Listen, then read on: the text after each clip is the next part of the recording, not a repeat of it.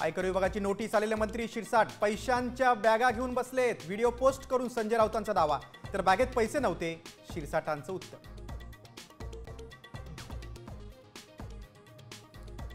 साम टीव्हीच्या पाठपुराव्याला यश, आमदार संजय गायकवाडांवर अदखलपात्र गुन्हा दाखल, कॅन्टीन कर्मचाऱ्याला मारहाण करणं भोवलं।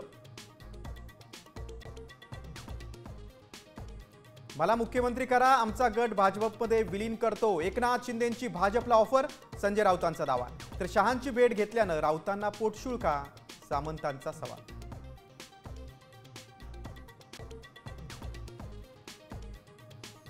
गदारोळानंतर विधान परिषदेमध्ये जनसुरक्षा विधेयक मंजूर, विधेयकाला उद्धव ठाकरेंचा विरोध। जनसुरक्षा नव्हे, भाजप सुरक्षा विधेयक, ठाकरेंचा टोला।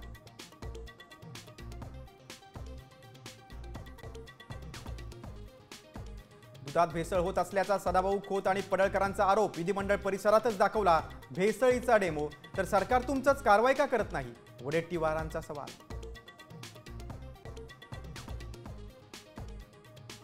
विदर्भात जोरदार पावसाचा अंदाज, पश्चिम विदर्भासह मराठवाड्यात तुरळक ठिकाणी पावसाची शक्यता।